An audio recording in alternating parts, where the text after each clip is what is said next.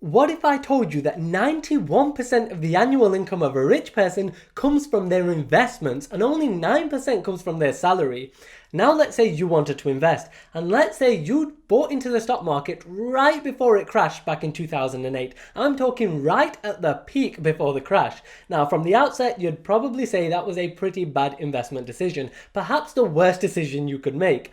But what if I told you that if you just held onto your stocks instead of selling when the whole market crashed in 2008, you would have still come out a major winner? So the point I'm trying to make is that you do not have to time the market at all. And I'll tell you one thing, the people who make the most money in the stock market are the people that invest for the long term, and they don't let these day-to-day swings of the stock market distract them. The stock market is a perfect tool for you to really build some wealth, and that is exactly what this video is about. I'm going to share with you some really good techniques on how you can invest in the stock market and certain do's and don'ts for when the stock market crashes. And then we'll look at some investment opportunities as well towards the end of this video, so do stick around till the end. Hey, what's up people? Welcome back to our channel, Rao Finance UK. Now, the example I gave right at the start of this video was that if you bought right at the peak of the stock market in 2008 and you held on to your stocks and you didn't sell when the market dropped, then you would have still come out a winner. Now, when I say stock market, I am talking about the S&P 500, which is the top 500 companies in the US, rather than our FTSE 100, which is the top 100 companies here in the UK. Now, the reason I'm talking about the US and the S&P 500 rather than the UK is because, I always give this as an example. If we just take Apple, then Apple's market cap is bigger than all of the FTSE 100 combined. So a single American company is bigger than the entire top 100 companies in the UK. That just goes to show just how big the US economy is. So we in the UK, we have to look beyond just the UK economy. And this is why you'll probably hear me talking about the S&P 500 a lot more than the FTSE 100. But the point I'm trying to make is if you just hold onto your stocks rather than selling at the crash, you would have still made some solid gains.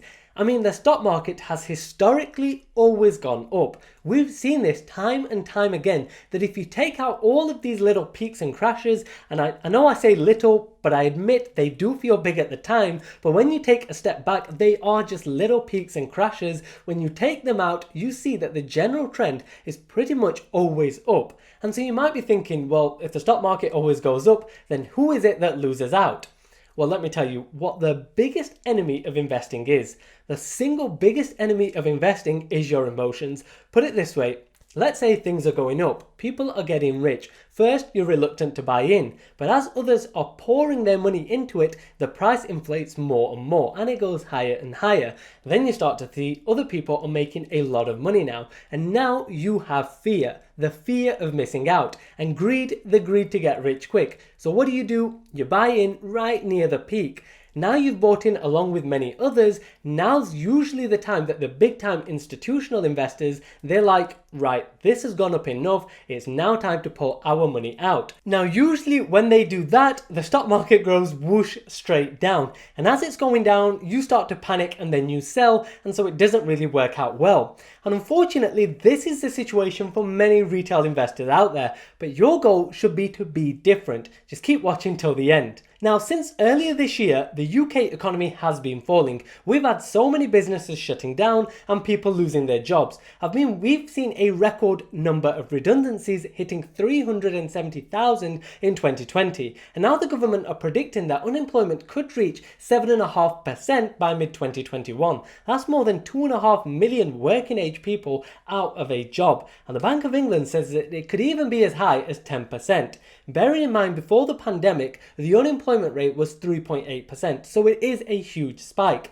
And when we look at the GDP, we see that the UK GDP has dropped just over 20% when this pandemic first hit earlier this year. Now, although it has recovered somewhat, it is still 8.5% lower than what it was before the pandemic. And over in the US, again, we do have to look at the US economy. The US economy is huge compared to our UK economy, and it presents a huge opportunity for our investments. So looking over at the US, the unemployment rate over there spiked from 4.4% to a colossal 14.7% in April earlier this year. That put 34 million Americans out of a job. But on the upside, every single month from April to now, we have been seeing around 3.6 million Americans get back into employment as the economy is somewhat slowly opening back up again.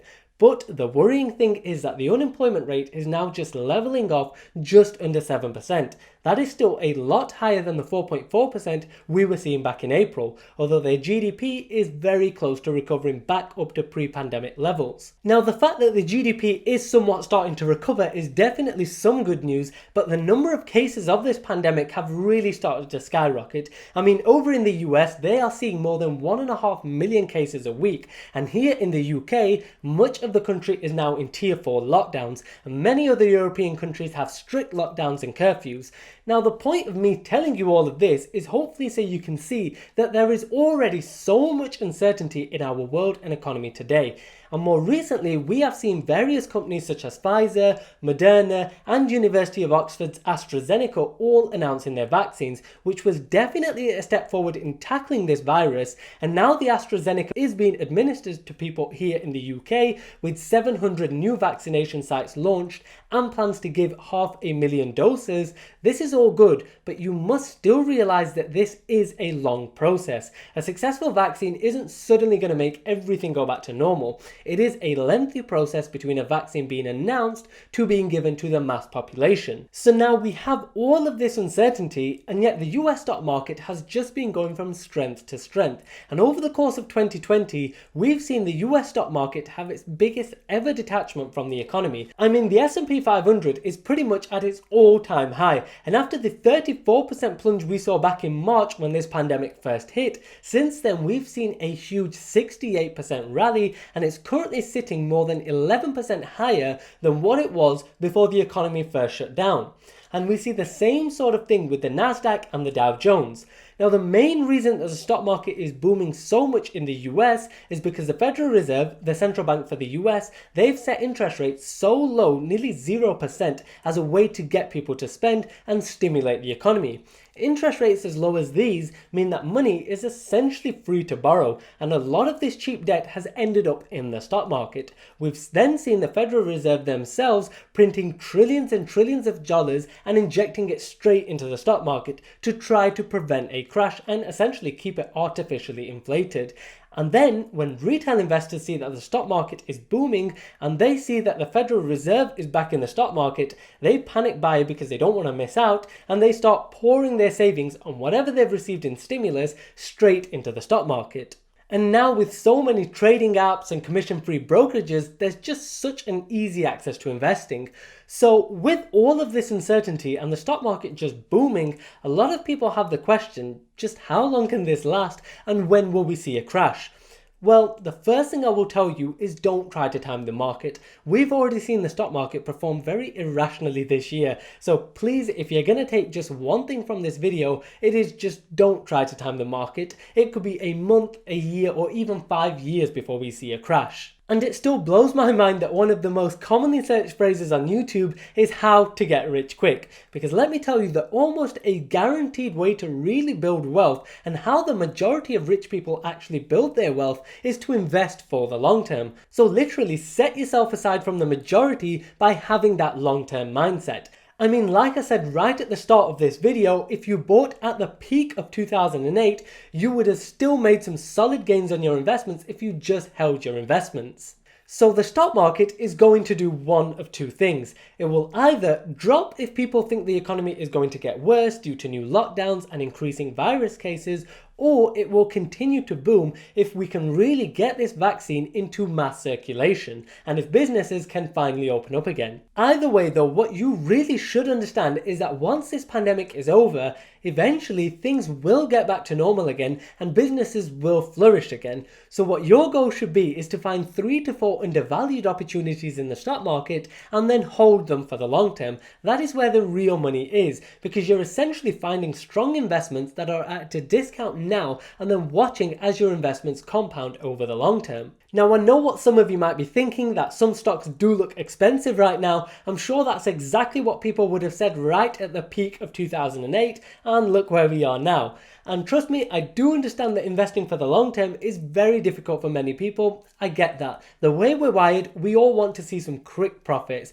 That excitement as we make 20% of our money in a few days. And as soon as your investment has the slightest drop, you start thinking, oh no, I knew I shouldn't have invested in this, and you panic and you forget that you're investing for the long term. I mean, yes, if you've invested in a company that is facing some serious problems, then selling your stocks and limiting your losses would probably be the best option. I'm not saying don't do that, but if you're certain that the company still has strong fundamentals, then if the price is still tanking, then that's when you need to be different. Because as everyone else is panic selling and the price drops further, that's when you need to view this as a chance to buy even more stock at a discount. Don't just follow the trend. And another strategy, as the price tanks, buy more. Again, it comes down to the same thing. Don't try to time the market. So don't try to time when the price is going to hit its bottom so you can buy at the biggest discount. Just simply buy as it drops. As it drops more, you buy more. You get more of a discount. Let everyone else do the panic selling while you buy at a discount. Now, you do have to make sure that you've done your research beforehand and you're confident in the company's fundamentals. If the company's price is dropping, then there may be a valid reason for this. But if you've done your research and you're confident the company still has some strong fundamentals, then the company's share price should eventually climb back up again once people have stopped panic selling. And that is where you reap the most benefits, because you're one of the people who bought the stock at a much cheaper price than everyone else. Now, some of you might be thinking, yes, this all sounds good, but I'm not really an expert on how to pick individual companies. Well, the good news is that you don't really have to be a stock picker. And nowadays, there are so many ways to invest without having to pick individual companies. Now, picking individual companies to invest in can give some huge gains, and it's all very exciting as well, picking individual companies, and I'll be talking about that in a bit. But the majority of big-time investors, although they do definitely invest in many individual companies, we typically find that their largest investments tend to be heavily diversified into index funds, which are like combinations of thousands of different stocks, and they do this to limit their risk. Index funds allow you to be exposed to a diverse range of sectors, countries, and economies, and this way you really do limit your risk because you're not putting all of your eggs in one basket. If you invest into a fund of 1,000 companies, and if one of then goes bankrupt, then your investment hasn't really been affected too much, and so don't feel that you have to dedicate all of your portfolio to individual companies. Now, there's absolutely nothing wrong with investing in smaller, more riskier companies, and that's usually where the huge upsides lie, but they do come at a higher risk. But you'll find that is where a lot of the fun lies, because investing in just index funds and the likes, well, that can be a little bit boring. So what experienced investors typically do is they invest a large portion of their portfolio into diverse funds, and then they have that smaller 5 to 10% of their portfolio in these smaller, more riskier companies that could potentially 5x, but they could also go bankrupt as well. So if you believe in the UK economy, you'd want to invest in the FTSE 100, the top 100 companies in the UK. If you want to be more diverse, you can invest in the FTSE 250 or the FTSE 350. If you believe in the US economy as a whole, you can invest in the S&P 500, which gives you exposure to the top 500 US companies. If you want to be even more diverse in the US economy, you can invest in the Russell 3000. That is the top 3,000 companies in the US. If you think Europe as a continent will thrive, invest in the Stock 600, which is the top 600 companies in Europe. If you believe gold and Bitcoin will continue to surge, then there's plenty of gold investment funds for you to invest in, and recently we've seen a Bitcoin investment fund as well. If you believe a certain country is in its growing phase and everything is thriving there and companies are just flourishing in that country, then you can invest in an index fund which gives you exposure to that country. Or you can invest in emerging markets funds which give you exposure to multiple growing countries such as India, China, Brazil, and so on.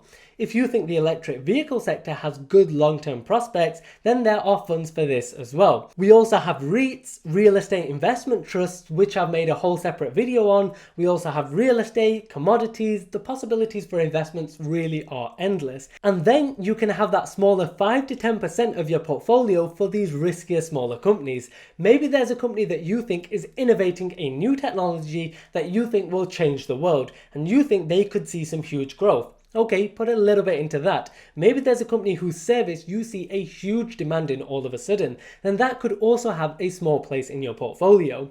Overall, all of these opportunities I've just spoken about, these are all tools to help you build wealth. And when you find something that you think is undervalued, then that is your opportunity to buy in at a discount. Don't be like most people and buy in at the peak and then sell at the drop. Buy as the market drops and then hold for the long term. The main thing is be an investor, not a trader. So if you found value out of this video, which I really hope you did, then hit that thumbs up button. That way you get more of my videos recommended to you. And also hit subscribe if you don't want to miss the next one. I hope to see you on the next video. Take care.